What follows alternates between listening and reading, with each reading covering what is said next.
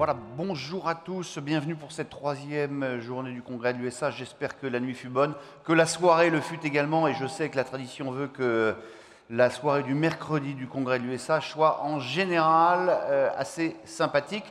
Pardon, parce qu'on commence du coup un peu en retard. C'est moi d'ailleurs la faute des intervenants qui sont déjà prépositionnés sur cette tribune. C'est pas votre faute à vous. On me dit qu'il y a un petit problème au niveau du vestiaire. C'est pour ça qu'il y a un peu d'embouteillage et que la salle va se remplir progressivement. On a une grosse journée qui nous attend avec ce soir, vous le savez, la conclusion de nos travaux par le Premier ministre. Dès ce matin, première table ronde, on va parler de la mission sociale des organismes. Alors, entendez-moi bien, le mouvement HLM est évidemment un mouvement social par nature, vous le savez bien, mais c'est vrai que la fragilité sociale des croissantes des locataires oblige et vont obliger dans les années qui viennent les organismes peut-être à modifier leurs actions. D'autant que les HLM, vous le savez aussi, sont appelés par les pouvoirs publics à également résoudre des situations de plus en plus complexes et variées. Alors comment faire? Eh bien c'est ce dont nous allons parler jusqu'à 11 h.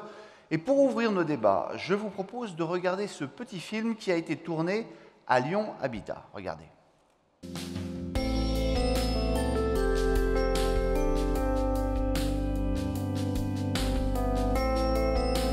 Les bailleurs sociaux sont confrontés à des ménages qui cumulent des difficultés liées à la santé, liées à l'emploi, liées aux violences, liées à leurs revenus. Pour pouvoir mieux accompagner ces ménages, nous avons besoin de repérer ces situations complexes le plus en amont possible. Il est donc important que l'ensemble de notre personnel comprenne cette question sociale qui est parfois complexe pour mieux agir. Les repérer, c'est bien, accompagner, c'est encore mieux, et sur un territoire, on est amené à travailler à plusieurs institutions, plusieurs associations. L'essentiel pour nous est de savoir comment coordonner ces différents dispositifs pour prendre en compte ces situations complexes. Sur le volet accompagnement social, chez Grand Lyon Habitat, 13 conseillers sociaux interviennent dans nos 6 agences de proximité. Ils sont épaulés par des cadres vie sociale en agence et par une fonction support au siège. Chaque année, entre 1000 et 1200 ménages sont accompagnés dans le cadre de l'accès, mais surtout dans le cadre du maintien dans un logement, le même logement ou un logement plus adapté si besoin. Les publics que l'on rencontre, qui nous sont signalés par Grand Lyon Habitat, sont des publics qui en général sont perdus de vue par les institutions, à part celle du bailleur, et qui peuvent être aussi en syndrome d'auto-exclusion, c'est-à-dire qu'ils ne sont pas demandeurs ni de soins ni de droits dans les propositions qui existent dans la cité. Les bailleurs sociaux sont des lanceurs d'alerte pour nous, avec une capacité d'analyse très fine, qui est complémentaire à la nôtre, puisque l'équipe intermédiaire est constituée de soignants. Et surtout, nous partageons des valeurs communes, et notamment de regarder un locataire comme un citoyen à part entière, et un sujet en capacité, même au milieu de ces grandes difficultés, d'interagir avec des propositions qui soient acceptables pour elle. L'essentiel, c'est qu'on arrive à rencontrer la personne. C'est à partir de cette rencontre et des rencontres qui suivront que nous allons bâtir une confiance réciproque pour une amélioration de sa situation psychosociale et santé.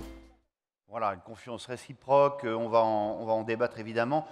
Vous le savez, ça continue, vous pouvez continuer à poser des questions toujours sur le même numéro 07 57 91 19 71, questions par SMS. Hier, dernière table ronde, on en a eu au moins 30, c'était formidable, ça vous permet d'interagir. Vous pouvez également continuer à faire vivre ce congrès sur les réseaux sociaux avec le hashtag congrès HLM. Je vais vous présenter les hautes personnalités qui ont pris place sur cette tribune, en commençant par Michel Attard, qui est directrice générale de Toit et Joie du groupe Post Habitat, Thierry Debrand, président du conseil social de l'USH et directeur général de FREA, Eddy Jacquemart, qui est ici, qui est président national de la Confédération nationale du logement, Martine Jardinier, présidente de Gironde Habitat, vous êtes vice-présidente du conseil départemental de la Gironde, Marie Spratt, directrice générale de la Cité Jardin, présidente de la commission attribution, mixité, gestion sociale de l'USH, Isabelle Rueff, directrice générale de l'OPAC 38, qui va bientôt changer de nom pour s'appeler Alpes-Isère Habitat. Vous voyez si mes informations sont bonnes. Et puis Agnès Touvenot, à côté de moi, adjointe au maire de Villeurbanne, chargée notamment de l'emploi, de la santé et de la lutte contre les discriminations. On va donc débattre ensemble, mais on va appeler d'abord notre grand témoin que je vous demande d'applaudir. Jean-Claude Drian, il est professeur à l'école d'urbanisme de Paris, chercheur au Lab Urba. Jean-Claude Drian, on vous a demandé de nous faire un topo sur l'évolution de l'occupation du parc social. Vous avez 8 minutes, pas une de plus. On vous aide. Merci beaucoup. Bonjour à toutes, bonjour à tous. Effectivement, la mission est un peu difficile à tenir dans un temps aussi court, mais il me revient en fait de mettre quelques chiffres derrière les propos qui ont pu être tenus déjà dans le film et avant les échanges sur les conséquences que les bailleurs sociaux, les différents acteurs du territoire tirent de ces grandes évolutions de l'occupation du parc locatif social. Alors, pour aller très très vite, voilà, le constat, et je pense que vous le faites tous dans cette salle, c'est que les locataires du parc social sont aujourd'hui dans des situations de plus en plus fragiles. Et pour l'illustrer, on va le faire à partir de 3 grandes variables. C'est évidemment très très réducteur, mais pour aller vite, ils sont aujourd'hui plus pauvres, plus souvent seuls et plus âgés. Alors, plus pauvre, si on regarde les grandes évolutions statistiques du revenu des ménages en fonction des statuts d'occupation, on voit que si on prend comme référence l'année 1984, en 2013, qui est la dernière enquête nationale de l'INSEE dont nous disposons, eh bien, les locataires du parc social ont des revenus qui ont baissé d'environ 10% par rapport à ce qu'ils étaient, on parle bien entendu en euros constants, alors qu'on voit que les locataires du parc privé ont des revenus relativement stables et que ceux des propriétaires ont augmenté de façon assez significative, surtout ceux qui n'ont pas de charges de remboursement, ce qu'on appelle les non-accédants.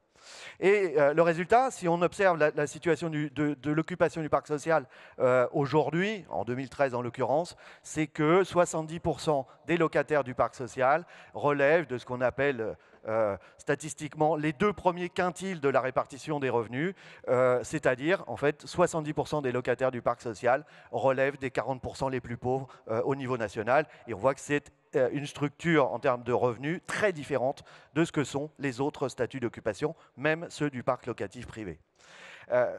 Plus souvent seul, c'est un des chiffres les plus frappants, me semble-t-il, de l'évolution de l'occupation du parc social.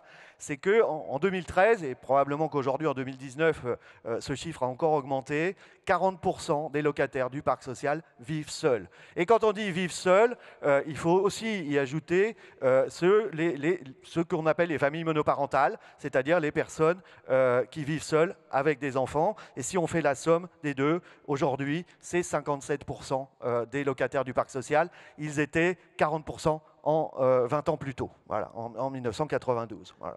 C'est ce qu'on observe ici dans la situation de 2013, voilà, une situation très différente pour les locataires par rapport aux propriétaires, assez proche finalement, les familles monoparentales, à l'exception des familles monoparentales, assez proche finalement de ce qui se passe dans le parc locatif privé, mais on va voir, et c'est la 3e variable, que ce ne sont pas du tout les mêmes structures par âge que celles du parc locatif privé.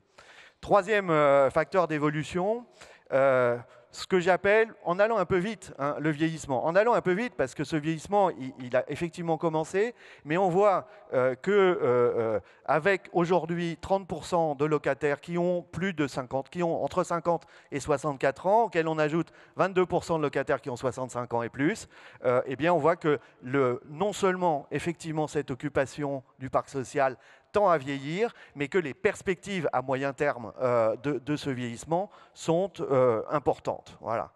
Et si on regarde encore une fois la structure d'occupation du parc social comparée aux autres statuts d'occupation, eh bien, la caractéristique majeure, par exemple, comparée au parc locatif privé, c'est la très faible part des jeunes dans cette occupation. Alors, si on veut essayer de comprendre pourquoi ces évolutions, on peut développer beaucoup de variables, mais je vais juste simplement en souligner deux.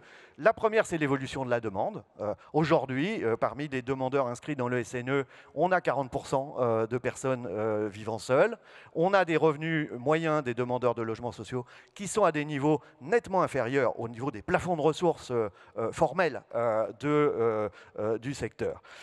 Et ça, c'est un premier élément, c'est l'évolution de la demande. Deuxième élément, c'est la baisse de la mobilité résidentielle. Donc l'évolution de la demande, elle pousse dans une certaine mesure à des revenus plus bas et à des compositions de ménages moins nombreuses. La baisse de la mobilité résidentielle, elle a à voir avec le vieillissement de la population.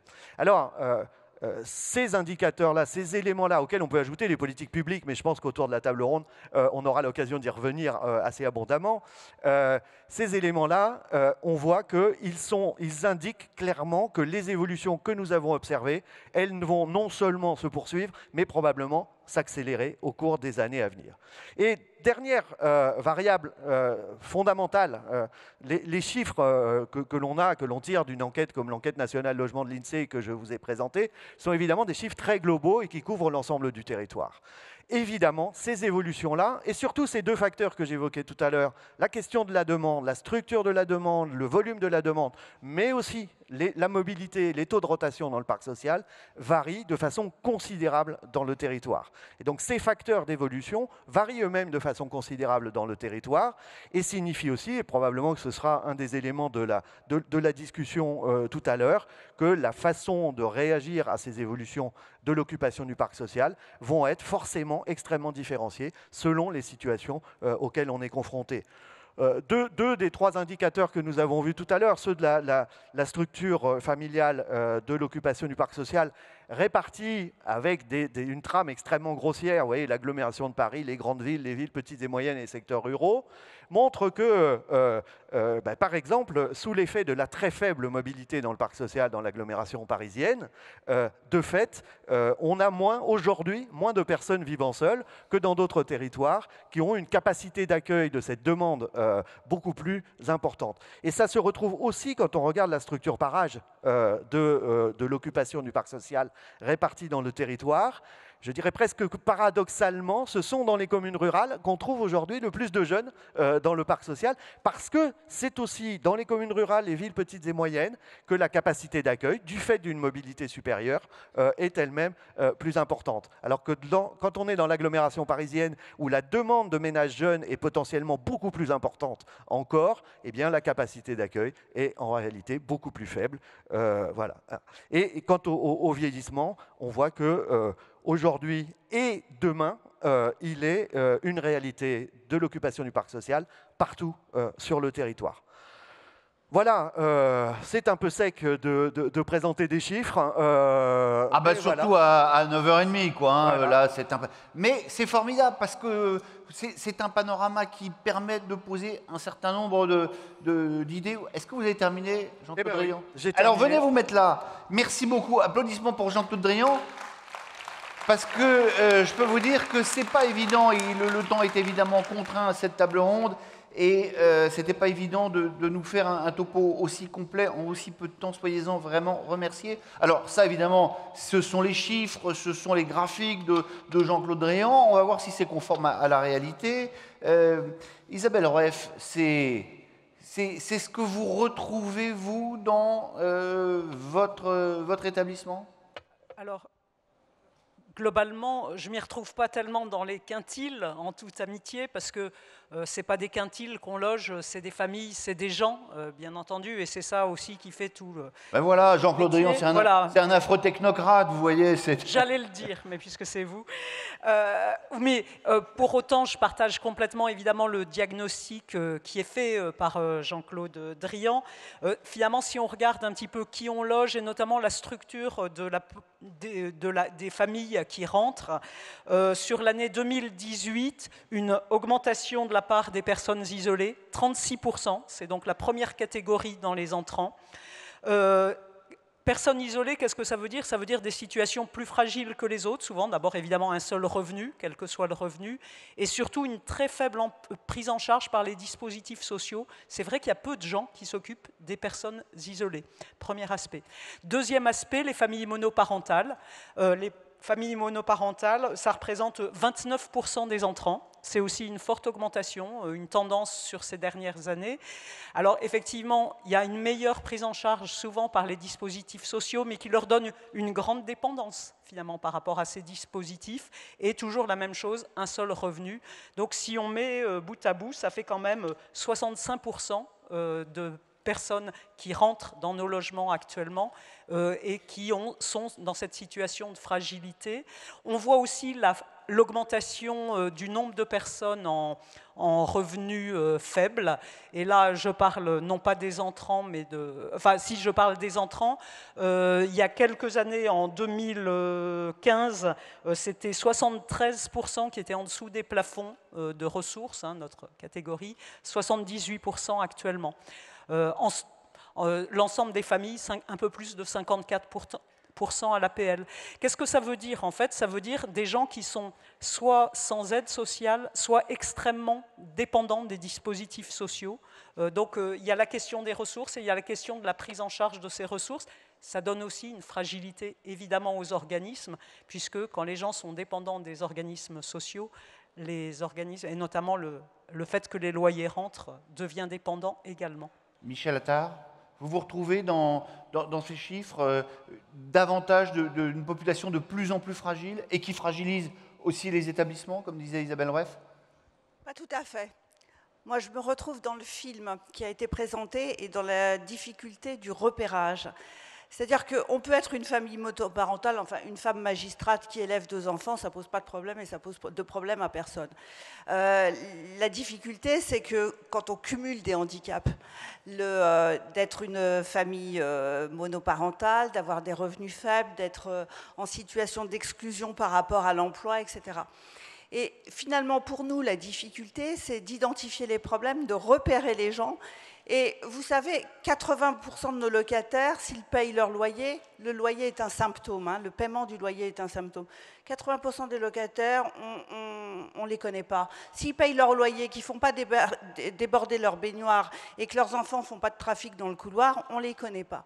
Donc l'idée, c'est justement de les repérer, de les connaître et de mettre l'ensemble de l'entreprise au service de ce repérage pour trouver les voies et moyens de les aider ou de les accompagner vers du droit commun. Je vous donne juste un exemple. Quand vous parlez des 80% que vous ne connaissez pas, vous n'êtes pas en train de nous dire que ces 80% n'ont pas de problème. Ça veut dire que ces problèmes ne sont pas repérés. Ces problèmes ne sont pas repérés. Voilà. On a travaillé beaucoup sur les impayés. Je vous décris une situation. Nous sommes obligés de faire régulièrement une enquête sur le surloyer. On avait un certain nombre de ménages qui ne répondaient pas. Donc on a mobilisé les gardiens, tout le monde, etc., jusqu'à s'apercevoir que 12% de la population en France est illettrée ou en situation d'analphabétisme, et que donc cette proportion est certainement plus élevée dans les organismes d'HLM. Et que donc les gens ne comprennent pas les documents que nous leur envoyons. Le remède, c'est d'identifier la cause et de mettre en place un moyen de remédiation. Et donc, on a lancé un programme contre l'illettrisme et on amène nos locataires à aller vers du droit commun, vers des cours, en partenariat avec une association qui, elle, donne des cours. Écoutez, moi, je suis assez fière d'avoir une 50aine de ménages qui ont appris à lire grâce à Toi et Joie. Voilà, c'est ce repérage qui est difficile et ce repérage nécessite de mobiliser la totalité de l'entreprise, les gardiens, pour voir ce qui se passe. Quand on vous dit, ben, ces gens-là, on les convoque, ils ne viennent pas, c'est extrêmement compliqué pour un certain nombre de ménages de venir nous voir quand ils sont dans une situation difficile. Nous, on a trouvé des gens qui ne se nourrissaient pas, qui payaient leur loyer, mais qui ne se nourrissaient plus, dont certains se laissaient mourir. C'est parce qu'on va chez eux à 8 h du matin pour être sûr de les trouver qu'on réussit à trouver des remédiations à ces situations sociales. Donc, je crois qu'il faut faire des très très gros efforts pour qu'on connaisse nos locataires et qu'on les repère. Chez nous, c'est un projet d'entreprise, y compris les comptables et les informaticiens vont aller voir les locataires. Et on reprend l'idée On va revenir sur l'idée de la façon dont on mobilise ces équipes autour de ça. Mais Thierry Deban, sur cette première intervention, vous vous retrouvez dans le film, dans les chiffres de Jean-Claude Drian? Oh, je m'y retrouve. Je ne suis pas bailleur social HLM, donc je n'ai pas à m'y retrouver. J'ai une vision un peu différente en tant que directeur d'une structure émaüsienne qui fait de l'insertion. Je dirais deux choses. C'est que premièrement, ces chiffres montrent que les bailleurs sociaux, heureusement que les bailleurs sociaux sont là. Heureusement que les bailleurs sociaux sont là. Ils logent toute une part de la population qui ne serait pas logée ailleurs à des loyers qui sont en dessous, parce que le chiffre que M. Drian n'a pas montré, c'est le niveau des loyers et le niveau des taux d'effort. Donc heureusement que le monde du... Après, on peut être exigeant. Moi, le chiffre que présente M. Drian qui m'affole le plus, c'est la disparition des jeunes du parc de logement social. Je suis déjà intervenu sur le sujet. Au titre du Conseil social HLM, on a fait notre 4e avis de cette année, donc notre 2e avis de cette année et le dernier avis porte sur la place des jeunes dans le logement social. 25% en 83 des ménages avaient moins de 30 ans, 8% à la dernière enquête en 2013, et ça continue à s'aggraver. Et c'est pas parce que les jeunes s'enrichissent, quoi. Hein. Et c'est pas parce que... Ça veut dire que le seul refuge des jeunes, c'est soit l'hébergement, soit le mal logement, soit dans le parc privé à des taux d'effort qui sont invraisemblables. Je crois qu'il y a un vrai changement, il y a un vrai bouleversement sociologique au sein des organismes qui doit être appréhendé. Après, il y a des diversités selon les territoires et selon les organismes, mais c'est quand même un phénomène, si je vais être un peu peut-être choquant, si vous ne voulez pas que vos organismes se transforment en EHPAD généralisés, il va falloir réagir sur les attributions. C'est très important de réagir sur les attributions. Et vous n'êtes pas aidé par l'État. Quand on voit que dans la demande de logement, dans le CERFA de demande de logement, être en CDD, c'est la même case que stagiaire ou pas d'emploi, dans la demande de logement, ça interpelle. Quand on vous dit, au niveau de la demande, l'ancienneté a beaucoup d'importance pour avoir une chance d'avoir un logement social en Ile-de-France. Mais un jeune qui a 25 ans, qui se met en couple, si on lui dit dans 10 ans, la probabilité c'est dans 10 ans que vous trouverez un logement, il ne fait pas de demande. Et donc, il y a un vrai changement de culture au sein des organismes pour quand même reloger tous ces ménages, tous ces jeunes. L'autre chose, c'est que je pense que là, moi, extérieur monde, je pense que vous avez un vrai challenge à relever donc, sur la grande précarité. Alors, on va, si vous voulez bien, on va revenir au challenge et à la grande précarité, évidemment. Mais Martine Jardinier, un mot sur le constat. Sur le constat, je dirais qu'il faut faire attention aux chiffres qui effectivement sont tout à fait intéressants parce qu'ils montrent des tendances, mais ce n'est pas forcément exactement ce que l'on trouve sur les territoires. Parce que je dirais que là, on est au niveau de la France en général. Si je prends sur les familles monoparentales, par rapport à ce que disait Madame, nous aussi, on est à plus de 27% de familles monoparentales. Les chiffres qui sont donnés, ils sont autour de 17%. Par contre, ce sur quoi on se retrouve, c'est effectivement par rapport aux jeunes. On a une problématique jeune relativement importante, fondamentalement différente entre le milieu rural et le milieu urbain chez nous, puisqu'on a sur la Gironde une métropole, ce qui ne signifie pas qu'en milieu rural, il n'y a pas des besoins très très importants. L'intérêt que nous avons, enfin ce qui se passe sur la Gironde, qui nous a permis de percevoir la réalité, c'est qu'on a un plan départemental de l'habitat qui nous a conduit à faire tout le tour de la Gironde et d'identifier avec les élus ce dont on avait réellement besoin. Et le deuxième intérêt sur la Gironde, c'est qu'il y a effectivement, comme vous l'avez dit, une vice-présidente du département en charge du logement et qui est en même temps la présidente de Gironde Habitat.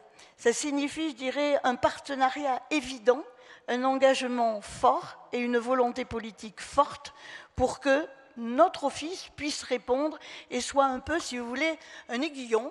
Hein, c'est-à-dire, on lui demande d'innover, on me demande d'innover, oui.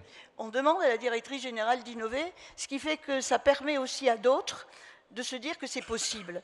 Et ça me paraît très important, en particulier des jeunes, sur les jeunes. C'est ainsi qu'on va on va s'intéresser aux jeunes en errance et on va produire du logement pour eux. Mais ce qu'il y a de certain, c'est que la problématique jeune est très, très elle est à poser. Ce que je voudrais dire par rapport à cela, et ce que disait monsieur, c'est que c'est vrai qu'ils ne posent pas forcément une demande, et je pense à un jeune couple à qui on dit « mais vous n'êtes pas prioritaire ». Il y en a un chez les parents, les deux sont chez les parents. et on dit ben, vous avez un toit. Et ça me semble très important, c'est que d'un côté, on a un discours sur l'autonomie des jeunes, et de l'autre côté, on ne leur permet pas forcément cette autonomie. Alors, est-ce qu'il faut changer nos critères ? Peut-être, mais c'est vrai qu'on est confronté à un problème très important que vous avez souligné, qui est la question de la mobilité à l'intérieur du parc.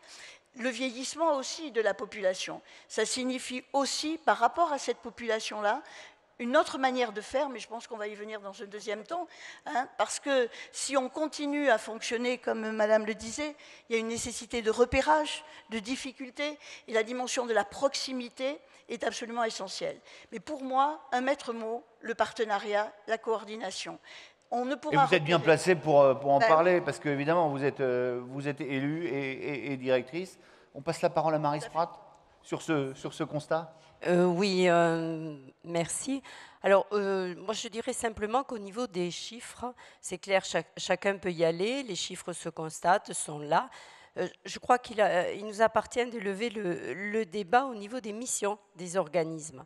Et ce que l'on dit bien, c'est que les bailleurs sociaux sont, et y compris à travers le mouvement professionnel, en charge d'être de lanceurs d'alerte. On l'a entendu dans le film là. Donc un lanceur d'alerte, ça veut dire des constats sur le terrain et derrière qui engendre automatiquement un accompagnement de l'évolution sociétale qui est faite par les organismes. On parle de l'accueil des jeunes. C'est vrai qu'il y a de moins en moins de jeunes. Si on le regarde en proportion, sauf que si on va très en amont, est-ce que nous avons l'offre disponible pour les jeunes? Et surtout, l'offre caractéristique des jeunes. Ensuite, derrière, je suis désolée, on parle beaucoup d'attribution, mais pour attribuer un logement, il faut que le jeune ait déposé une demande. Est-ce que nos moyens, justement, de recensement de la demande, d'enregistrement de la demande, correspondent à cette évolution sociétale? Je crois que c'est un point fort. On le retrouve à travers les jeunes, on le retrouve également à travers les seniors. Justement, le mouvement professionnel a su et sait accompagner les organismes pour une sensibilisation au service.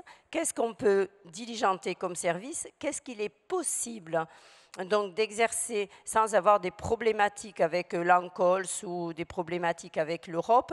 Donc on le voit, après les constats des familles monoparentales, on sait tous les faire. Derrière, il y a un réel savoir-faire. Par contre, ce qu'il y a, il faut toujours que nous soyons, et c'est le propre du bailleur social, nous soyons en écho à ces lanceurs d'alerte, à ces évolutions sociétales. Nous les constatons, c'est certain, quels que soient les territoires, à des niveaux différents. Dans le rural, on aura peut-être un peu plus de personnes, de problèmes de vieillissement, mais un peu plus de proximité, on le voit, et tout ce qui a été dit jusqu'à présent n'est que vérité. L'essentiel, c'est prenons de la hauteur. Donc, besoin de lanceurs d'alerte, besoin aussi évidemment d'échanger. Ça fonctionne bien avec les communes, ça fonctionne bien avec les services sociaux? Il nous appartient justement de faire en sorte que ça fonctionne. Ça fonctionne dès l'instant où on arrive sur un projet. Le nouveau mode opératoire, maintenant, auparavant, nous étions seuls, on y allait, nous avions nos conseillères, on intervenait sur le côté budget. Là, nous sommes sur un côté novateur. C'est le mode opératoire qui doit changer. Ce n'est pas pour rien que les HLM ont lancé les 10 000 logements accompagnés, tout simplement. Et pourquoi nous avons augmenté l'enveloppe pour favoriser l'innovation sur le partenariat, sur le mode opératoire. Il faut pérenniser. Il faut encourager les bailleurs sociaux à inventer de nouveaux systèmes, de nouveaux partenariats. Isabelle le disait, nous sommes sur de l'humain, il n'y a pas de préconçu, il n'y a pas de modèle, il y a des axes, des cadres, et à l'intérieur, en fonction des caractéristiques à la fois des publics, mais également des territoires, il nous appartient de construire le partenariat qu'il faut. Et pluridisciplinaire, avant nous étions seuls avec des conseillères ou autres. Maintenant, nous avons la santé, nous avons le logement, nous avons l'éducatif, nous avons tous ces domaines. Donc c'est à nous de le faire. Vous savez, je vous pose la question de savoir si ça fonctionne bien avec les communes, parce qu'on a Agnès Souvenot à cette tribune qui est adjointe au maire de Villeurbanne. Vous avez l'impression de travailler comment avec les organismes HLM? Vous diriez que ça fonctionne bien, il y a des va-et-vient, l'information circule? Alors je crois que l'information et le travail de partenariat, ils circulent bien. Peut-être que la question des niveaux de ressources des ménages, on part sur les niveaux de ressources, comment est-ce qu'on interroge la question d'emploi? Parce que si les personnes sont en faible ressource et qu'elles ne sont pas à l'emploi, on a des enjeux de santé, ça a été dit, une fragilité psychique d'une partie importante de la population, mais aussi des maladies chroniques, des invalidités qui empêchent les gens qui retournent à l'emploi. Et ça, je pense que comment est-ce qu'on prend conscience collectivement qu'on a une partie de la population, et je ne veux pas dire que, on voit bien que l'évolution du marché du travail exclut malheureusement une part de plus en plus importante des personnes.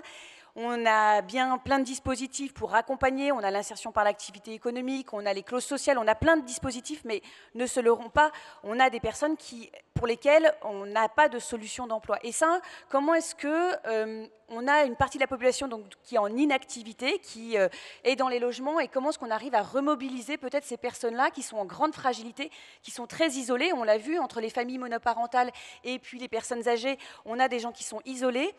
Comment est-ce qu'on arrive à remobiliser et peut-être faire un pas de côté dans la mobilisation de ces personnes-là? Il y a beaucoup d'organismes HLM qui ont des départements d'innovation sociale. Je pense que c'est vraiment le bon moyen pour accompagner de manière un peu différente, de redonner du pouvoir d'agir à non pas des gens qui sont locataires, bénéficiaires, mais à des gens qui sont des citoyens. Ça fait des réserves citoyennes incroyables, ça fait des experts, on paye plein d'experts, plein de consultants pour aider à penser des projets urbains. Peut-être que là, c'est aussi un moyen de remobiliser, non pas simplement dans une réunion publique à 18h, mais on a des gens qui ne sont pas en activité et on peut très bien faire des réunions avec eux à 10h du matin. Et ça nécessite quand même de changer un peu les pratiques. Alors ça se fait, il y a beaucoup de choses qui se font, mais ça ne fait pas encore système. Pour l'instant, ce qu'on sent, c'est que c'est beaucoup organisme par organisme, mais collectivement, il n'y a pas ce mouvement-là. Eddy Jacquemart, président national de la Confédération nationale du logement. C'est intéressant tout ce qui vient d'être dit. Ce qui vous dit vous surprend, vous aviez conscience, comme ça, vous avez conscience que les personnes qui sont aujourd'hui logées par le logement social ont beaucoup changé en 20 ans? Alors tout d'abord, je voudrais remercier l'Union sociale pour avoir invité les locataires à cette table ronde, puisque nous sommes aussi les premiers concernés. Sur le constat de M. Drian, je dirais, évidemment, on constate qu'il y a une paupérisation importante du parc social depuis ces dernières années. Et je dois dire que je rajouterai en fait à cette situation de chiffres le phénomène de concentration, puisqu'en fait on concentre de plus en plus dans certains quartiers des situations difficiles pour les gens. Donc on a une forme aussi d'inégalité de territoire, au sens où quelquefois on a concentré sur des zones particulières les situations que notamment les autres intervenants ont décrit. Je dois dire qu'il ne faut quand même pas être naïf, et c'est que cette situation, elle est quand même issue aussi d'une situation politique et de lois qui sont intervenues il y a une dizaine d'années. Prenons la fameuse loi Boutin, qui a quand même abaissé l'accès au logement social de près de 10% pour les plafonds, ce qui veut dire qu'on a d'office paupérisé une partie de la population. Il y a aussi la crise économique, puisqu'il y a eu beaucoup de personnes qui étaient dans le parc social, qui ont subi donc les aléas du chômage, de la perte d'emploi, et du coup, ce système-là, en fait, a paupérisé la population. Moi, je dois dire aussi qu'on a des zones d'inquiétude, nous, en tant qu'association de locataires, parce que qu'est-ce que veulent les locataires? Ils veulent la proximité, l'écoute et la réactivité. Et je dois dire que dans le contexte actuel, puisqu'on parle le terme du Congrès, c'est quand même le modèle social du logement français, j'ai envie de dire qu'on se dirige tout droit vers un modèle non pas généraliste, mais un modèle restrictif, puisqu'on veut cantonner la population la plus pauvre dans le parc social, et c'est très dangereux.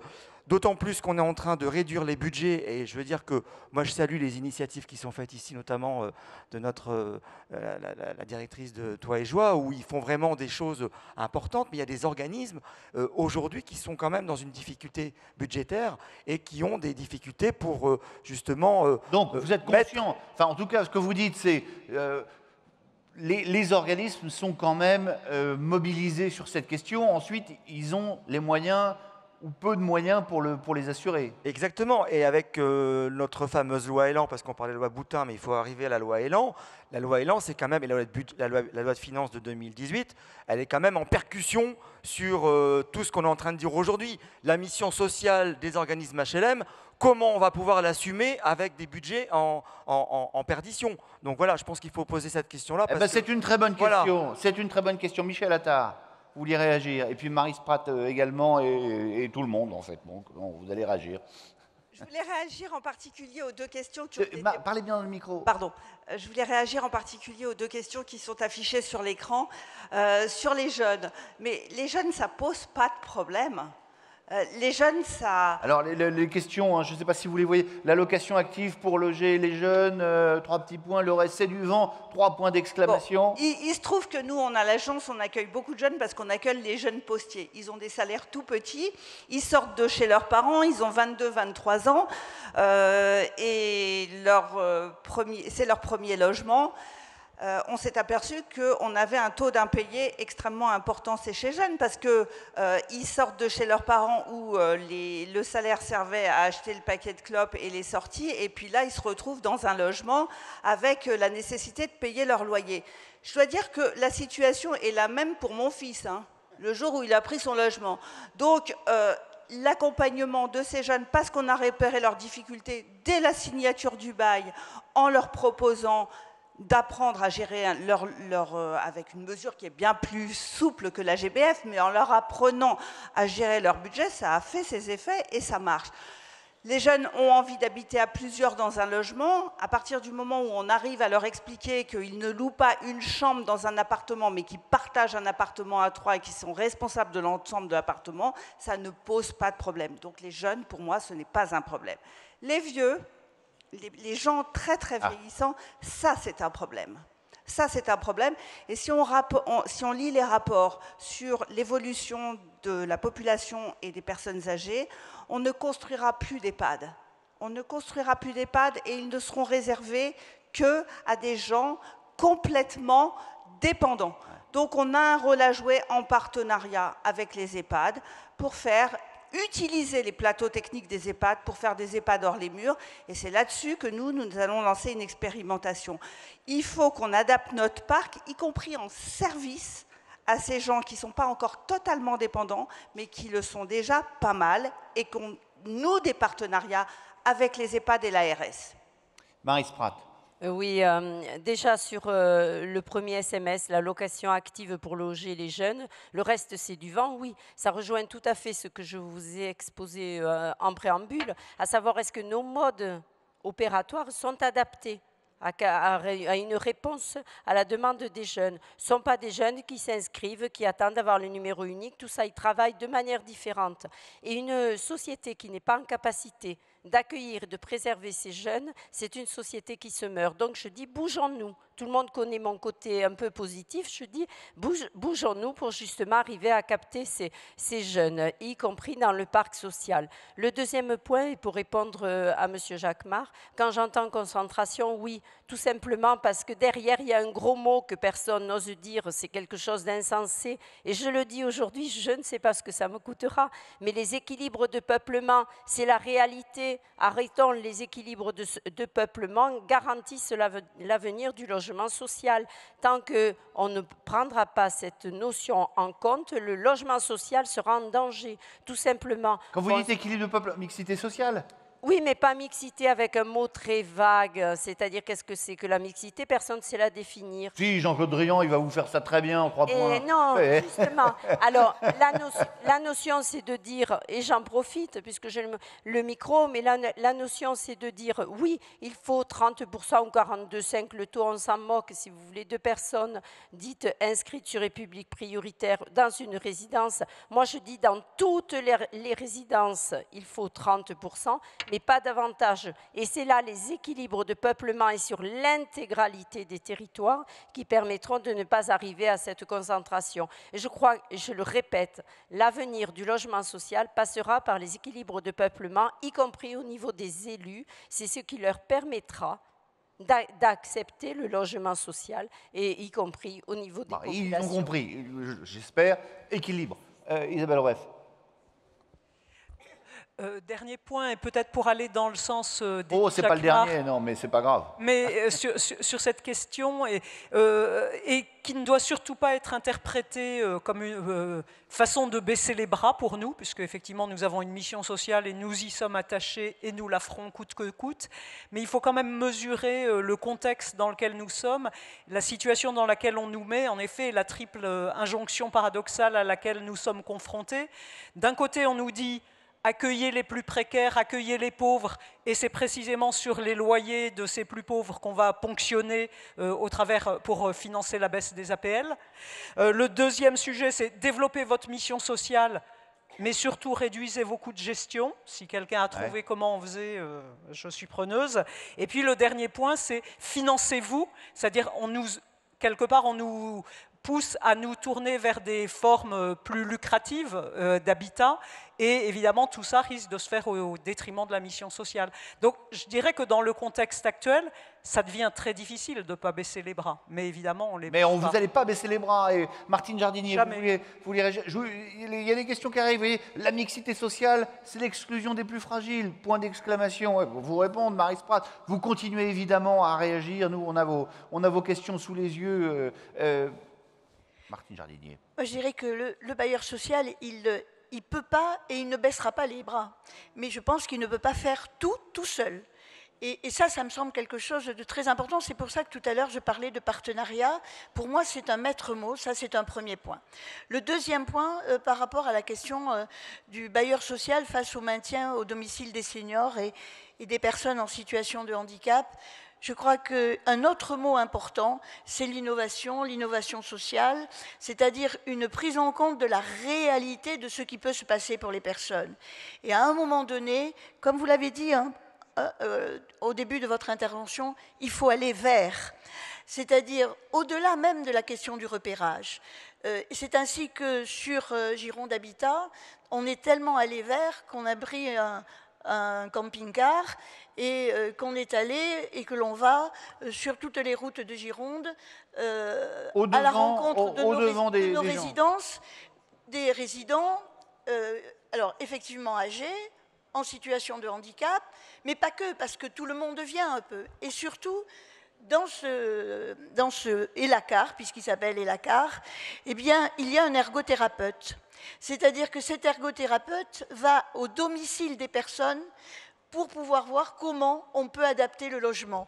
Donc, si vous voulez, cet aller vers fait que, d'une part, le lien social se renforce, parlez bien dans le micro, que le lien social se renforce, et que, de surcroît, on va avoir une réponse quasi immédiate à l'aménagement du logement. Et ça, c'est quelque chose qui est très important pour la bonne et simple raison, c'est que justement, on va pouvoir reculer le passage en EHPAD, tout simplement, et ça, c'est un premier point. Le deuxième point, sur le plan des jeunes, alors, on pourrait dire que ce n'est pas un problème, mais moi, j'ai envie de dire que quand même, c'est un problème. Pour la bonne et simple raison, c'est que, je suis d'accord avec vous, si on ne prend pas en compte cette population-là, qu'est-ce qu'on va faire? Quand on voit des jeunes qui disent « mais ce n'est pas la peine que je demande un logement, on m'a dit que j'en aurais pas avant 3 ans ». Donc à un moment donné, je crois qu'il faut se dire comment, ensemble, on peut faire. Et là, c'est vrai que tout à l'heure, je parlais de ce positionnement un peu double que je peux avoir. Pour moi, ça vient poser la question de la volonté politique des départements, la volonté politique des EPCI, des communes, de comment on va accompagner aussi les bailleurs financièrement pour répondre aux besoins des populations. C'est aussi de ça dont il s'agit. Moi, quand j'entends à certains moments, j'ai l'impression que les bailleurs sont tout seuls. Non, ils ne sont pas tout seuls. Ils ont effectivement les communes, ils ont des maisons départementales de la solidarité, il y a des travailleurs sociaux, il y a des associations. Et ce travail avec les associations... Il y a plein de choses à faire, il y a des partenaires. Alors qui un sont autre là. point essentiel, alors attendez, parce que la coordination. Tout le monde veut réagir, mais c'est super, c'est une super table ronde. On sent qu'il y a du dynamisme, que vous voulez faire bouger les choses. Mais ne nous frustrez pas trop. Je vais vous dire un truc, c'est extrêmement... Vous rendez les gens positifs. Voilà. Néanmoins, je voudrais juste vous montrer quelques images qui vont vous permettre d'alimenter encore notre débat. Ce petit film qui a été filmé chez 3F. J'adore ce film. Il est très simple, très humain, et je trouve qu'il résume aussi très bien le fait qu'être bailleur aujourd'hui, c'est beaucoup plus que trouver un logement pour des gens. Regardez.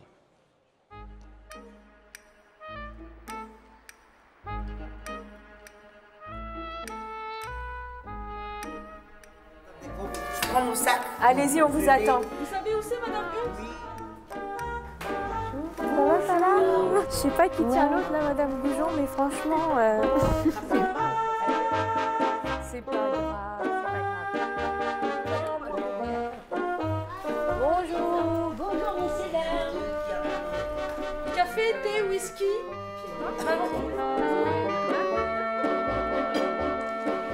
Et vous habitez à Boulogne, on s'est déjà rencontrés plusieurs fois. Hein. Vous n'allez pas me dire que vous ne me reconnaissez pas, vous aussi. Oh. Avec mon DMLA, j'ai des problèmes. Si vous étiez de ce côté, oui, je ne vois pas. Bon. Est-ce que ça va, Denise? Est-ce que vous m'entendez bien? J'augmente le son. Oui, allez-y. Pour cet atelier, on va parler de deux thèmes. On va parler de l'hygiène bucco-dentaire et également des médicaments. Donc c'est important d'aller voir au moins une fois par an votre dentiste pour analyser différentes composantes de votre bouche, pour prévenir les caries et faire des soins précoces. Moi, j'ai les dents jaunes de nature. Je ne sais pas quoi c'est dû. Tous les dentistes me disent qu'il n'y a rien. Vous pouvez essayer le patch. Il faut le laisser poser une demi-heure, le patch. Et après? Ah, vous avez essayé, Sophia? Mais je l'ai fait, là. Ah ouais? Vos dents sont magnifiques, Denise. J'ai pas une seule carie. En fait, peu importe le sujet dont on parle à ces ateliers chaque semaine, c'est surtout voilà, d'apporter ce lien aux locataires, de pouvoir partager un moment avec eux, de pouvoir être avec eux, de faire en sorte qu'ils passent une après-midi avec nous, pas seuls chez eux. On est dans de la prévention en fait. Ça permet aussi de les aider à se maintenir dans cette dynamique. Ça permet de prévenir un petit peu l'isolement, le vieillissement. Puis le fait de se connaître, en fait, il y en a, ça fait des années qu'elles vivent à 200 mètres les unes des autres. Elles ne se connaissaient pas. Et là, aujourd'hui, il y en a qui sont devenues amies, en fait. Elles font connaissance entre elles et ça va leur changer le quotidien. Voilà, donc en fait, que je sois auprès de personnes âgées, que je sois auprès de personnes en difficulté, en impayé de loyer, ou personnes qui ont besoin d'un logement. Au final, c'est toujours la même chose. C'est créer du lien, être proche des gens, donner de notre personne et être à leur écoute, leur apporter quelque chose. Bon, il était bien ce film, hein. Vous pouvez l'applaudir s'il vous a plu. Agnès Touvenot, on est loin évidemment de la caricature qu'on se fait en général des établissements sociaux pour l'habitat. Hein. C'est ça la réalité? Oui, moi je crois que c'est ça la réalité dans un certain nombre de bailleurs sociaux, avec la difficulté qui a été évoquée des moyens, quels moyens on a pour financer cet accompagnement-là, parce qu'en effet, ça coûte cher, ça nécessite aussi de faire changer les pratiques. Peut-être un petit point supplémentaire, on aborde beaucoup la question des seniors, on aborde comment est-ce qu'aussi dans les grilles de lecture pour accompagner les personnes, on a en tête la question de la discrimination. Parce qu'en fait, on a beaucoup de gens qui vivent des parcours de vie extrêmement brisés parce qu'ils ont été victimes de discrimination en raison de leur handicap, en raison de leur origine ethnique, en raison aussi de leur sexe, de leur orientation sexuelle. Et ça, en fait, ça abîme très profondément les gens dans leur confiance en eux et ça abîme et ça empêche de rebondir. Et c'est des lectures que finalement les travailleurs sociaux et puis les professionnels de manière générale, on n'a pas forcément tous en tête et c'est vraiment un axe vraiment qui est très important. L'autre chose que je voulais dire, c'était comment est-ce qu'on a beaucoup parlé de partenariat. Aujourd'hui, sur les territoires, et les bailleurs sociaux n'en sont pas forcément à l'initiative, il y a beaucoup de projets de territoire qui naissent, on appelle ça des dynamiques territoriales, ça prend le nom de projets d'alimentation territoriale, ça prend le nom de territoire zéro chômeur de longue durée ou de territoire à énergie positive. En fait, c'est des projets qui naissent des territoires, qui sont portés par des associations, par des élus, et je trouve que les bailleurs sociaux ont vraiment toute leur place. Nous, à Villeurbanne, on est sur l'expérimentation territoire zéro chômeur de longue durée. Mais ça fonctionne, ces partenariats? Ah, ça fonctionne très bien. Aujourd'hui, le bailleur social, il est actionnaire de l'entreprise qui a ouvert, qui s'appelle une entreprise à but d'emploi, qui emploie les personnes au chômage de longue durée. Aujourd'hui, il y a 10 territoires en France qui sont expérimentaux. Les bailleurs sociaux ne sont pas toujours partenaires de cette expérimentation dans ces 10 territoires, mais surtout, aujourd'hui, il y a 130 territoires qui demandent qu'il y ait une deuxième loi d'expérimentation pour eux aussi expérimenter ça. Et dans ces territoires, notamment des territoires ruraux, il y a une dynamique extrêmement intéressante qui se met en place. Et ça, je trouve que la place du bailleur, elle est vraiment importante parce que finalement, les chômeurs de longue durée, ce sont vos locataires. Et ça redonne vraiment un pouvoir d'action, de développer des services nouveaux qu'on n'a pas forcément les moyens de développer au quotidien parce qu'on n'a pas forcément les ressources. Mais là, on a une expérimentation qui donne du levier d'action. Et ça réinvente aussi la place du bailleur parce qu'on coproduit, parce qu'il est actionnaire, parce qu'il est locataire, il est bailleur. Voilà. Et ça génère des choses qui sont assez nouvelles. Thierry Debrand. Oui, en 2 points, je voudrais revenir sur une chose. Il ne faut jamais oublier que les pauvres payent leur loyer. Ça peut paraître surprenant. Il n'y a pas plus d'impayés. Ah, vous avez le droit d'applaudir, Michel Attard. Attendez. Il n'y a pas plus d'impayés en fonction du revenu chez les riches que chez les pauvres. Donc, ce mythe-là, qui est de dire on ne va pas prendre de pauvres parce que ça va augmenter nos impayés. Il faut le revenir. Il y a des raisons pourquoi les gens plus fragiles, plus modestes ne payent pas. Mais c'est souvent des ruptures, qu'elles soient d'emploi ou familiales, qu'elles soient liées à des veuvages, qu'elles soient liées. Mais c'est la rupture, c'est pas le fait d'être pauvre. Dans le monde Emmaüs, on dit la pauvreté n'est pas un crime, être pauvre n'est pas un crime. Il y a des histoires de vie et c'est là où on peut avoir des impayés. Le deuxièmement, c'est là où je suis peut-être pas tout à fait d'accord avec mon ami Eddy. C'est pas le flux qui appauvrit la population, les ménages en HLM, c'est le stock. C'est-à-dire que, grosso modo, c'est les différentes décisions qui ont été prises, où là je peux le rejoindre, sur la baisse de l'APL, sur les retraites, sur tout ça, qui font que la population HLM s'appauvrit. Mais ce n'est pas le flux.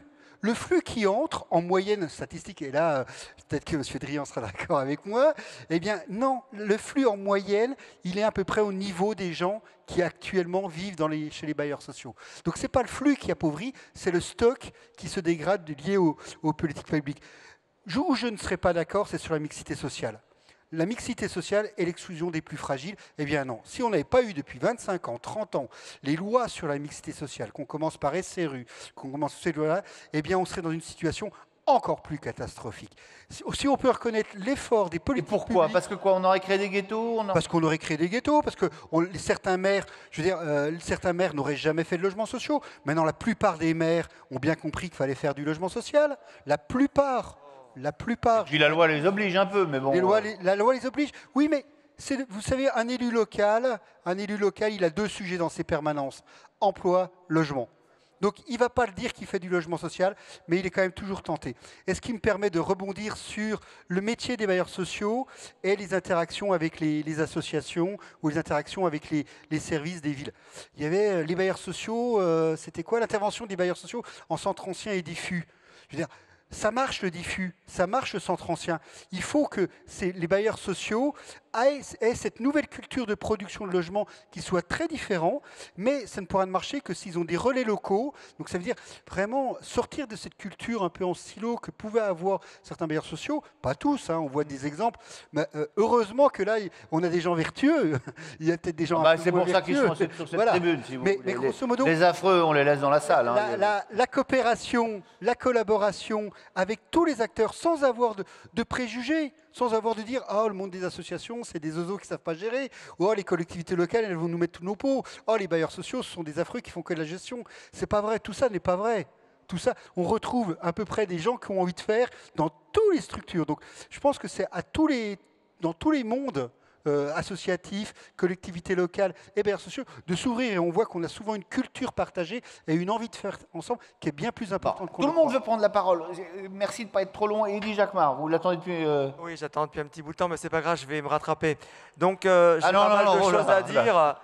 J'ai pas mal de choses à dire. Je vais être très rapide. Sur le côté de, je dirais, l'accès au logement, etc., il y a le mot à dire, c'est il faut construire massivement du logement social pour que les jeunes puissent enfin accéder au logement social. Ce n'est pas en mettant les vieux dehors qu'on va solutionner le problème. Donc voilà, je pense qu'il faut dire les choses, c'est que construisons massivement c'est ce qui du s'appelle logement se mettre social. facilement la salle dans la poche. Tout à fait, mais c'est pas gagné. Il faut construire. Alors ensuite, concernant le travail avec les partenaires, j'entends qu'il faut travailler avec tout le monde, mais il faut aussi travailler avec les associations de locataires. Et on est là où Ou parce qu'il n'y a personne, dans les films on n'en voit pas, personne ici n'en parle, mais je rappelle quand même que notamment attendez. Vous n'allez on pas dire qu'à ce congrès, on ne donne pas la parole aux associations de locataires. J'entends sur la table ronde ici, il n'y a personne qui a donné un exemple de travail avec une association de locataires. Or, nous travaillons aussi avec les bailleurs sur des projets, notamment je pense à des amicales marseillaises qui ont monté des projets sur l'aide aux devoirs, puisqu'on parle d'illettrisme. Je pense que là, c'est important aussi, parce que dans les quartiers, eh bien, les gamins qui ne font pas les devoirs le soir, ben, nous, on est là aussi pour les aider, mais il faut qu'on travaille ensemble. Donc, je pense que là, il y a quelque chose à faire avec nous. Autre point, et je dois dire que le petit film là, franchement, où le bailleur, franchement, je pense que aller donner des petits gâteaux aux petits vieux, c'est pas forcément le rôle du bailleur. Ah, bah c'est un très bon débat. Je pense que c'est un très bon débat. Est-ce que c'est leur rôle ou pas? On l'attend pour respecter le décret charge et bien affecter les charges locatives. On l'attend pour réparer l'ascenseur. On l'attend pour la réhabilitation, etc., etc. Et on l'attend pas pour faire du lien. Attention, on l'attend pas pour faire du lien social. Attention à la social et pas médico-social, parce que là on est en train de se tromper de cible.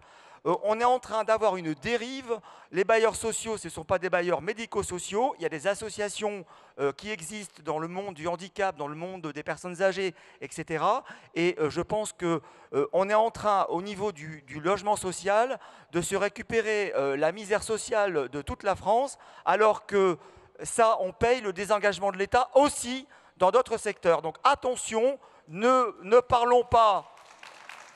partons pas sur une dérive, je parle bien de mission sociale et non pas de mission médico-sociale. Maryse Prat. Oui, monsieur Jacques. C'est bien, il y a du débat.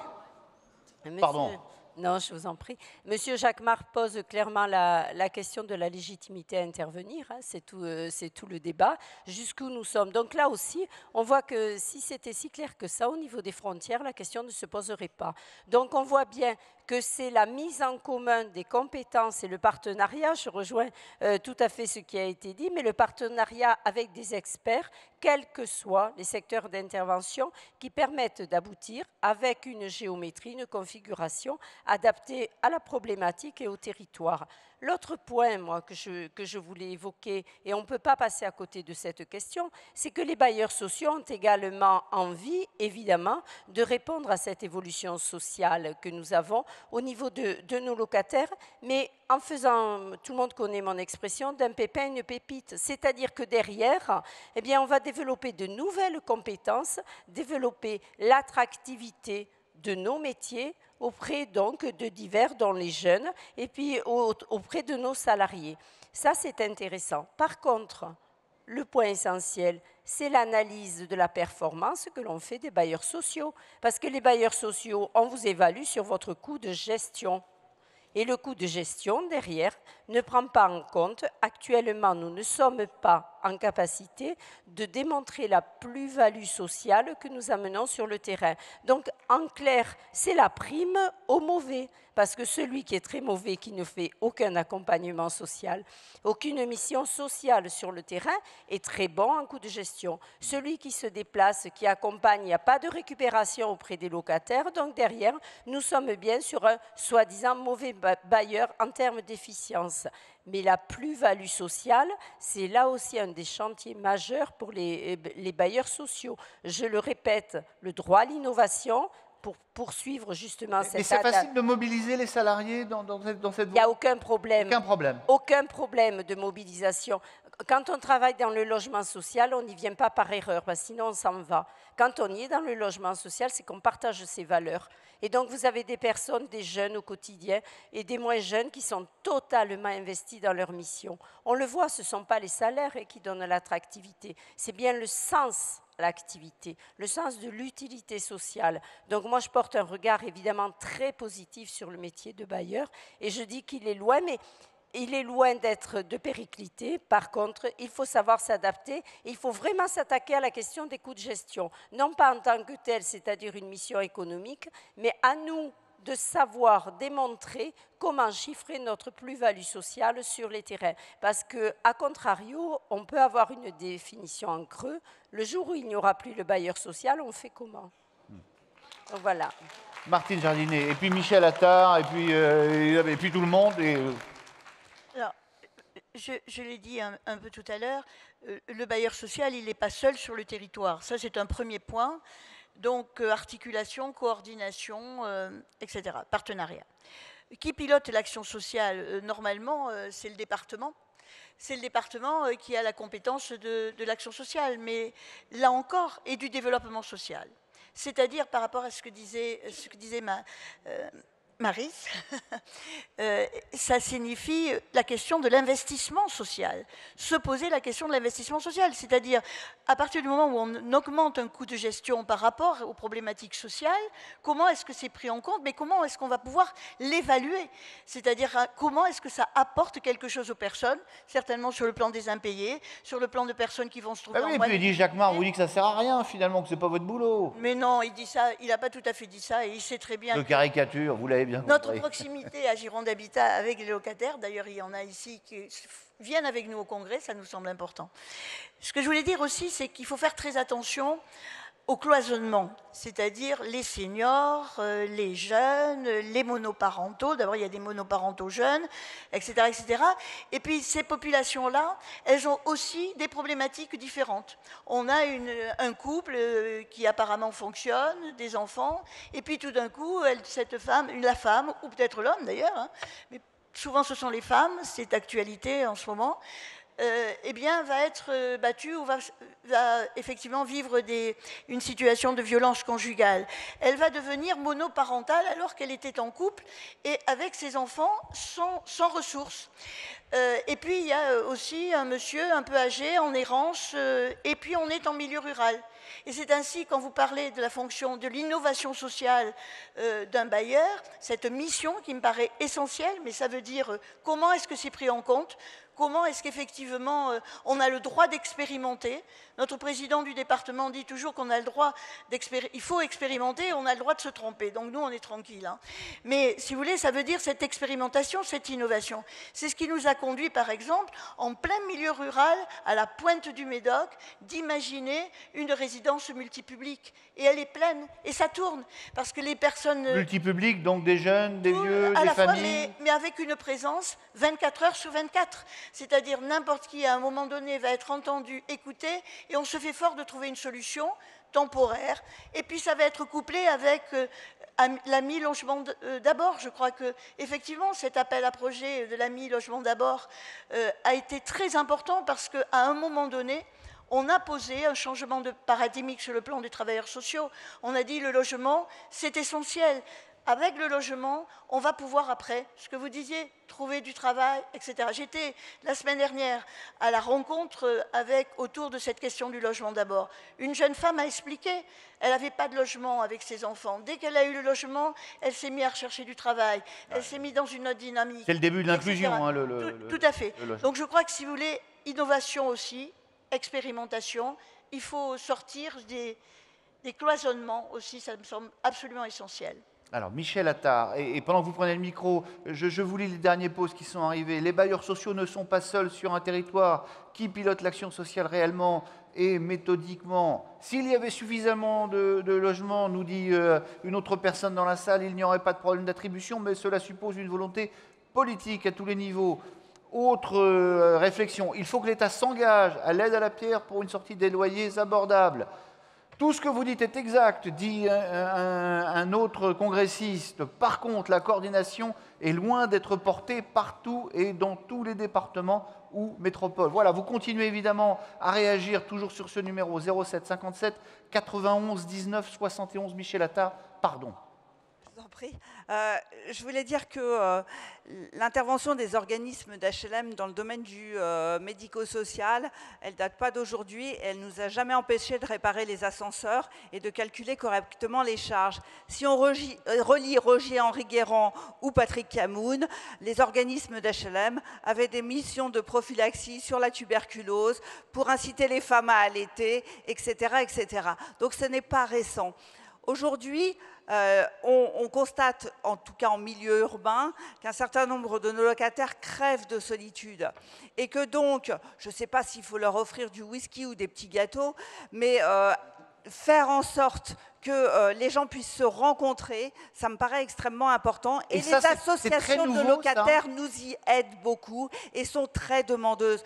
Nous avons, nous, plutôt fait le choix des jardins partagés avec des associations comme Veni Verdi qui nous aident et avec lesquelles nous sommes en partenariat, mais les associations de locataires s'en sont emparées. Et on a vu des gens sortir de véritables dépressions grâce à ces jardins, retrouver du travail parce qu'ils se sont resocialisés. Il y a plein d'autres idées que les jardins partagés. Ce qui me semble important, c'est de le faire effectivement, parce qu'on ne sait pas tout faire, en partenariat. Faire un jardin, ça suppose d'avoir des compétences de jardinier, ça ne s'improvise pas. Donc les associations, j'en ai cité une, il y en a d'autres. Il y a même des associations de locataires qui ont, elles, de réelles compétences, parce que des anciens ont travaillé à la ferme autrefois, etc. Travailler sur des gens en handicap psychique, ça suppose d'avoir des compétences et jusqu'à présent, on n'a pas embauché de psy ou de psychiatre. Mais on travaille avec des associations. Nous, on travaille avec Aurore qui a une longue expérience dans le domaine. Repérer des gens qui en ont marre de la région parisienne et qui cherchent un emploi et un logement plus facilement, et on a mis en place un programme expérimental en les envoyant à Aurillac. Ça suppose aussi des partenariats avec des collectivités locales et ça marche. Alors je voudrais juste dire à Madame Pratt que 10 000 logements accompagnés, c'est formidable, c'est une expérience extraordinaire dans laquelle nous, on s'est beaucoup inscrites et je vous en félicite. Sauf qu'au bout de 3 ans, quand on s'aperçoit que ça a super bien marché, que c'est très très bien, ben les financements s'arrêtent. Il y a la moitié des organismes qui arrêtent ce qu'ils avaient réussi.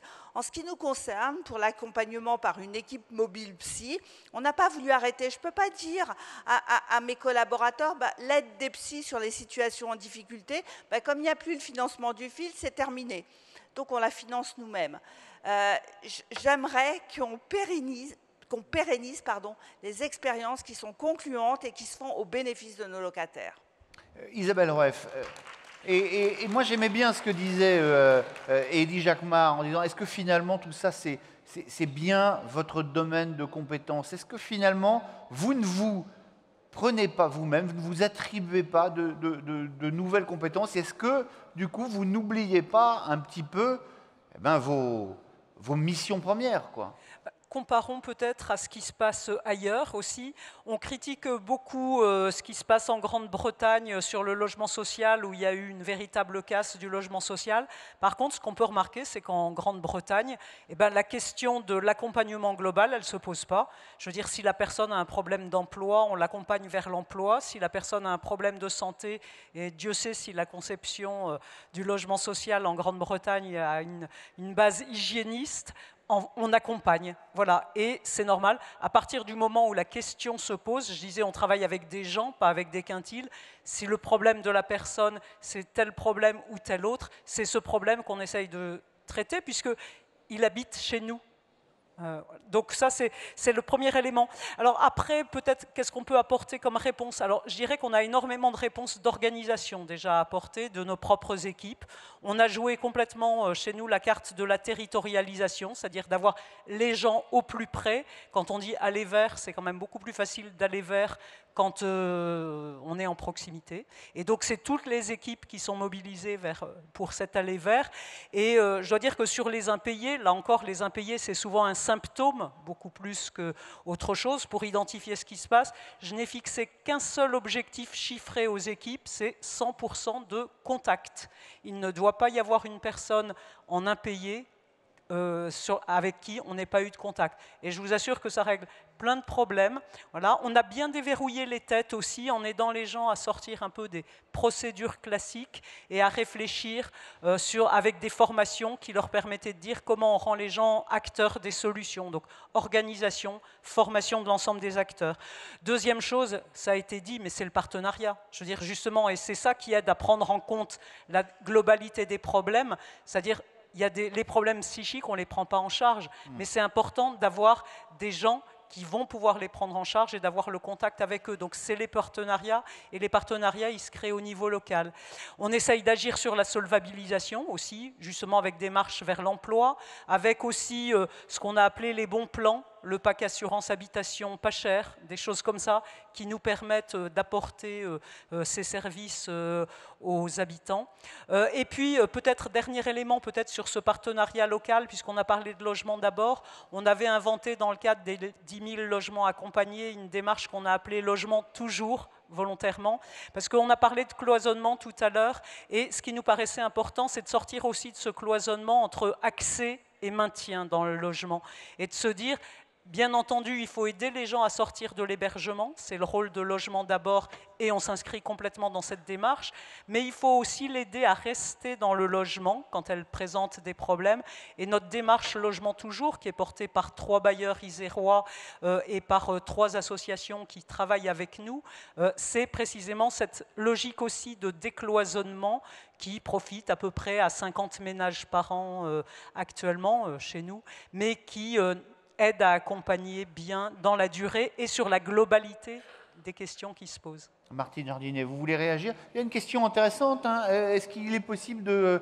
transformer le rôle du gardien vers davantage un rôle d'aide des locataires? Peut-être que c'est déjà le cas aujourd'hui, mais... C'est ce qui se passe. Mais je peux dire quelque chose par rapport à une autre question qui était... Et comme vous m'avez coupé en fait, la parole... vous ne voulez pas répondre à la question, vous préférez choisir une autre question. Bon, je veux dire un truc, j'ai l'habitude, Martine Jardinet. Allez-y.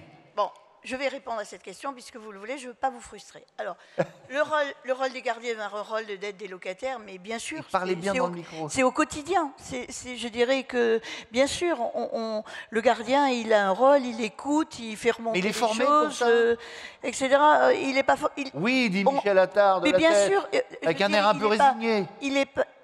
Il n'est pas comme ça complètement déconnecté. Bien sûr qu'il est formé, il est associé, etc. Par rapport à cela, je crois que ce qui a été dit aussi tout à l'heure, nous avons effectivement des agences. Nos agences sont de proximité. Et on a, nous, une dizaine d'agences sur tout le département de la Gironde. Je voudrais dire qu'ici, ça, c'est très important. Quand moi, en tant qu'élu, j'ai effectivement des personnes qui viennent me voir parce qu'elles ont un problème avec leur bailleur, qu'elles ont téléphoné à ce qu'on appelle la plateforme, et qu'à la plateforme, d'abord, elles ont payé quelquefois, hein, puisque quelquefois... c'est pas gratuit, Pas forcément, et que... À cette plateforme, on leur demande leur numéro, etc., tout ça, et qu'on leur dit qu'ils ont déjà appelé, etc., ça me pose problème. Et je crois qu'au niveau des bailleurs, il faut absolument qu'on réfléchisse à cette question de la proximité. Ce que vous disiez, 100% de contact, on ne peut pas avoir ces plateformes-là qui ne répondent pas, qui sont complètement excentrées et qui n'ont quelquefois plus totalement de contact avec la réalité. Ça, il faut qu'on y réfléchisse. Ensuite, il y avait la question des centres-bourgs. Oui. Je crois que politiquement, on a un rôle très, très important. La réhabilitation dans les centres-bourgs, ça coûte cher. Et souvent, quand on demande au bailleur d'aller vers le centre-bourg et qu'il fait l'analyse entre l'achat ou bien la destruction de la maison, de combien de logements il va pouvoir construire, etc., eh bien, par rapport au coût, ça devient difficile. Et là, il faut qu'il y ait une volonté politique. Et c'est vrai que nous, au département, on a mis en place un dispositif qui n'en est pas un. Ça s'appelle les fabriqueurs d'habitat.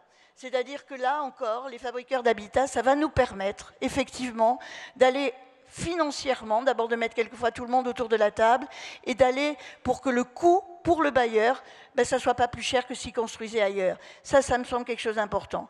Ensuite, quand j'écoute sur l'accès, le maintien, on a des dispositifs. C'est vrai que nous, on a la chance d'avoir un GIP pour le Fonds Solidarité Logement, c'est-à-dire autour de la table, on a les représentants des bailleurs avec l'association régionale, on a EDF, on a tous les fournisseurs d'énergie, on a effectivement la caisse d'allocation familiale, on a les représentants des locataires, qui fait qu'on se pose ça de façon dans la réalité de ce qui peut se passer et quelquefois on anticipe et on prévient les situations d'expulsion. Ça me semble quelque chose d'absolument essentiel et c'est du reste le GIP FSL qui pilote pour notre action 30 logements d'abord, dans l'AMI Logement d'abord, de façon à ce que là encore, tout le monde soit autour de la table. Et puis un autre point que l'on n'a pas abordé, qui est le rôle par rapport à la question de la précarité énergétique et autres. On a un rôle absolument essentiel, parce que dans la question des impayés, il y a aussi la question des charges, certes des charges je dirais, de l'ensemble, mais aussi les charges en matière Alors si on en a moins parlé, cette table ronde, c'est qu'on a eu une table ronde entière. Laissez-moi dire juste un mot. Je vous laisse terminer, Martine Jardy. C'est vraiment très gentil. De toute façon, je vais vous dire un truc, je pense que vous n'êtes pas une femme à qui on coupe la parole. Ça dépend qui, mais là je ne vous dirai pas qui c'est qui peut. Bon. Mais ce qui me semble essentiel, là aussi on a un rôle pour se dire comment, effectivement, on peut baisser la facture énergétique. Et c'est vrai qu'on a, à l'heure actuelle, des possibilités. Et là encore, le département, nous, dans cette mission qui est la nôtre de compétences, on a été accompagner notre bailleur, qui était le bailleur du département, dans la possibilité de mettre gratuitement le chauffage à disposition avec les CURAD, c'est-à-dire, d'ailleurs ils sont présentés ici, c'est-à-dire que les 49 locataires d'une résidence ont un coût zéro sur le plan du chauffage. De la même façon, sur une autre résidence, coût zéro sur de la facture en autoconsommation pour les charges locatives. Donc on a des possibilités pour faire baisser aussi cette facture, mais là encore, c'est ensemble qu'on pourra le faire. Eddy Jacquemart, il y a une question d'ailleurs pour vous, prenez le micro. Concernant les impayés, les amicales de locataires accompagnent les habitants pour éviter les expulsions. Vous avez une caisse d'entraide, vous avez la possibilité d'aider les locataires qui n'arrivent pas à payer leur loyer ? Non, simplement, on n'a pas de caisse d'entraide. Par contre, on a des idées et on est aussi en proximité avec les habitants. Et quelquefois, tout le travail des bailleurs sociaux qui déploient pour essayer de déceler les problématiques d'impayés, il n'y arrive pas parce que le locataire, il met la tête, quand il est en difficulté, il met un petit peu la tête dans le sable et il est... Et il ne peut pas venir vous voir à ce moment-là ? Et du coup, nous pouvons, nous, être un interlocuteur privilégié dans ce cas-là, et c'est là-dessus qu'on intervient et qu'on travaille avec les bailleurs. Moi, je voudrais intervenir sur, justement, sur ce qu'on est en train de dire, là, sur l'accompagnement social des bailleurs, et je voudrais alerter, j'alerte un petit peu sur les dangers, mais je te l'ai parlé du médico-social tout à l'heure, mais je voudrais alerter aussi sur un autre danger qui nous concerne davantage en tant que locataire, c'est que, attention à ne pas vouloir, au final, faire payer la facture de l'accompagnement social aux locataires, puisque j'entends qu'on veut impliquer les gardiens, etc., dans l'accompagnement. Et j'entends aussi qu'on veut réouvrir les négociations sur le décret charge.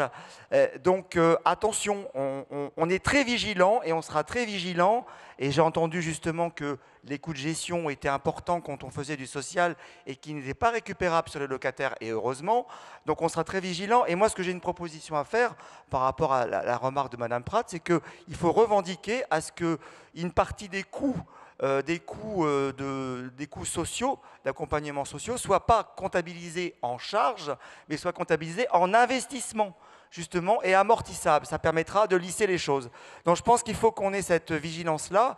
Et dernier point, puisqu'on est en actualité là, par rapport à bientôt des élections municipales, on parle de mixité sociale. Thierry l'a rappelé, la loi SRU est un socle républicain important.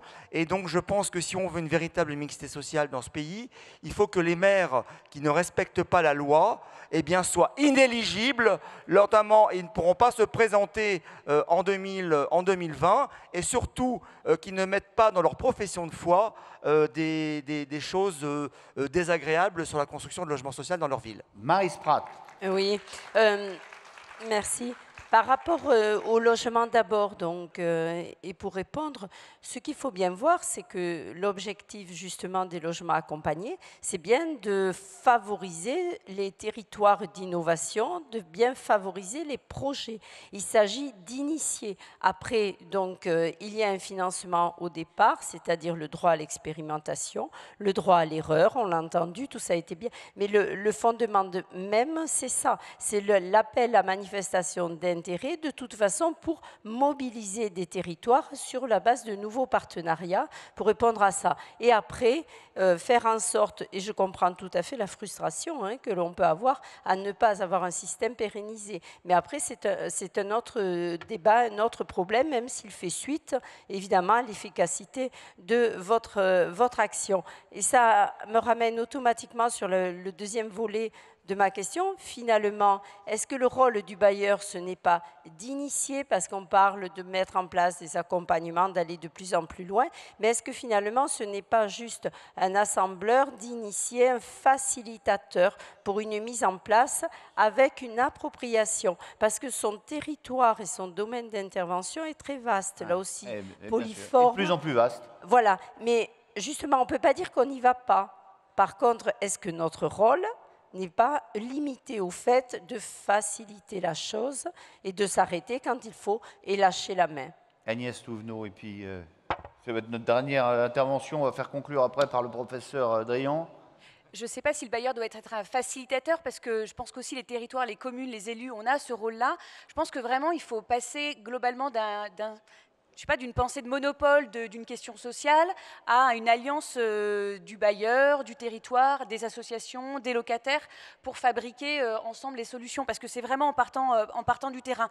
Et voilà, se dire on n'a pas le monopole des solutions, on n'a pas la science infuse. Je voudrais juste réagir à la dernière question, là ça fait un peu un fils de conclusion, je ne dirais pas que j'ai le mot de la fin parce que la question est trop vaste, mais urgence sociale, urgence climatique, au-delà des slogans, quelle implication réelle des politiques? C'est bien, vous avez 2 heures. J'ai 2 heures, oui, c'est ça. Peut-être il en faut 20 ans peut-être pour répondre à la question. Non, mais c'est là aussi, c'est comment est-ce que, en fait, on est le bailleur social. À mon avis, il a vraiment ce rôle de vigie, d'alerte, de lanceur d'alerte. J'aime bien ce mot-là. Mais comment est-ce qu'on n'est pas simplement sur la question du logement ou la question de l'urbain, sur lequel, en fait, le bailleur social est tout le temps attendu. Mais je le citais tout à l'heure, on parlait des projets d'alimentation territoriaux, les projets d'énergie positive. En fait, on a plein d'espaces sur lesquels on peut aussi réinventer le rôle du bailleur pour être un accélérateur de politique publique. Et je pense qu'on est vraiment dans cette alliance-là où on peut permettre ensemble, collectivement, de répondre à des questions aussi importantes que l'urgence climatique et l'urgence sociale. Eh bien, moi, j'ai une question à vous poser collectivement. Est-ce que vous savez à quoi on ressemble, à quoi on reconnaît qu'un débat, une table ronde a été bonne? Plusieurs facteurs. D'abord, le nombre de questions qu'on a eues. On en a eu des brouettés. Deuxième facteur, tout le monde veut parler. Ça a été le cas. Troisièmement, on en ressort un peu frustré parce qu'on n'a pas eu le temps de tout dire. Néanmoins, ça a été une excellente table ronde, mais on a le professeur Drian qui est là, et vous savez à quoi il sert. Il va nous conclure tout ça de manière magistrale, avec tout le talent qu'on lui connaît. Je ne vous remercie pas, Olivier, de me faire une demande comme celle-là. Ce qui s'appelle lui mettre un tout petit peu de pression. Hors de question de conclure après tout ce qui a été dit. Ça a été intéressant. Voilà, juste surligner. Vous voyez prendre plein de notes. Oui, j'ai pris quelques notes, évidemment. Mais bon, juste surligner 3-4 points qui ont été évoqués, et ça va être évidemment limitatif. Bon, d'abord, évidemment, les chiffres. Personne n'habite dans une moyenne, personne n'est une moyenne, personne ne paye un taux d'effort moyen, etc., etc. Nous sommes évidemment d'accord. Et merci de l'avoir souligné. Bon... Quelques vieux débats, en fait, mais qui sont posés en termes nouveaux. C'est-à-dire la question de jusqu'où vont les bailleurs sociaux. J'ai l'impression que depuis que je m'intéresse au logement social, la question est posée. Bon. Mais c'est vrai qu'elle est posée dans des termes nouveaux, et la table ronde l'a bien montré. Donc jusqu'où, et surtout avec quels moyens? C'est-à-dire effectivement, si ce ne sont pas des charges récupérables, et je comprends évidemment la position d'Eddy Jacquemart, mais ça sera quoi? Ça sera les loyers? Ou alors, ça sera d'autres sources de financement. Et donc, la question se pose de façon très claire quand on voit que, par ailleurs, moi, j'entends beaucoup de bailleurs sociaux, ça n'a pas été dit autour de la table ronde, c'est peut-être pas le cas de ceux qui sont là, qui disent le nombre de gardiens, il va falloir le baisser parce que ça devient trop compliqué, ça devient trop cher. Mais j'en entends beaucoup qui le disent, et je suis d'accord avec Michel Attard, qui dit surtout pas, et je crois qu'elle a bien raison. Mais... on voit bien aussi que cette question des moyens, là aussi dans la table ronde, c'est venu de façon très importante, c'est les partenariats. C'est les partenariats qui permettent d'avancer. C'est ce que j'appelle moi les écosystèmes locaux. Les écosystèmes locaux autour de l'action sociale, du médico-social, mais il y avait la question sur les centres-bourgs. Il y a aussi des opérateurs spécialisés dans le traitement du parc ancien, mais qui ont besoin, qui ne peuvent pas agir tout seuls et qui ont besoin aussi de ces partenariats avec les acteurs du logement social sur le territoire. Et ça, moi, par ailleurs, j'entends quand même souvent des bailleurs sociaux qui disent qu'ils se sentent seuls. Et là, je pense qu'il... Même si on en parle depuis longtemps, il y a encore beaucoup de travail à faire sur le territoire sur cette question. Troisième point, il n'y en aura que 4, je vous rassure. Et vous ne faites pas un truc en 3 points? Et non. Vous n'avez pas fait Sciences Po, vous? Non, Sciences Po, c'est 2 points. Hein. Non, thèse, c'est normal sup, les 3 points. Je la connais. Non, quand même, pardon. Et j'ai pas fait Sciences Po, enfin si, un peu. Allez. Et troisième point sur 4, la question de la capacité d'innovation et d'expérimentation, qui a été évoquée aussi à plusieurs reprises via les démarches que les uns et les autres peuvent avoir. Je crois qu'elle exige plus de souplesse, et plus de souplesse, c'est la question parfois qui se pose à travers la réglementation du logement social, la réglementation des attributions, etc. On voit bien comment se pose la question de l'accès des jeunes. Les ménages les plus mobiles, qui sont pressés de trouver un logement, est-ce que les procédures du logement social sont capables d'y répondre? Mais c'est cette capacité d'expérimentation, je pense à la location choisie qui a été évoquée dans une question, elle dépend aussi d'un certain nombre de marges de manœuvre. Est-ce qu'on a partout les mêmes marges de manœuvre pour mettre en place efficacement une location choisie? Je ne suis pas sûr que ça se pose dans les mêmes termes dans l'Isère et à Paris, pour prendre... 2 endroits où la question de la location choisie s'est posée. Alors évidemment, pour les marges de manœuvre, il y a construire plus. Voilà. Plus de logements sociaux. C'est un des facteurs des marges de manœuvre. C'est pas le seul. C'est pas le seul. Quand on voit que dans l'agglomération parisienne, on a construit beaucoup de logements sociaux au cours des 20 dernières années, certainement pas assez, mais on en a construit beaucoup, et que, par ailleurs, l'offre réelle, c'est-à-dire la capacité d'attribution, dans cette même agglomération parisienne, elle a baissé. C'est-à-dire qu'on a plus de parcs et on a moins d'offres. Et ça, c'est quand même c'est aussi la démonstration que construire plus, c'est important, c'est nécessaire, mais ça ne suffit pas. Et puis, dernier point, parce que quand même, je pense qu'il faut encore le souligner, cette fameuse contradiction entre l'accès des plus défavorisés et la mixité sociale, en gros, pour aller vite, droit au logement, mixité sociale, c'est contradictoire, les injonctions contradictoires, etc. Je ne crois pas. Ça a été évoqué à plusieurs reprises. Je crois que ce sont 2 questions qui ne se posent pas avec les mêmes temporalités. D'un côté, on a l'urgence, et l'urgence, il faut savoir y répondre. Et de l'autre côté, on le voit avec la mise en œuvre progressive de la loi SRU, qui avance, enfin, les choses avancent quand même. Il y a encore des maires délinquants, on va le dire comme ça, mais quand même, les choses avancent par ailleurs.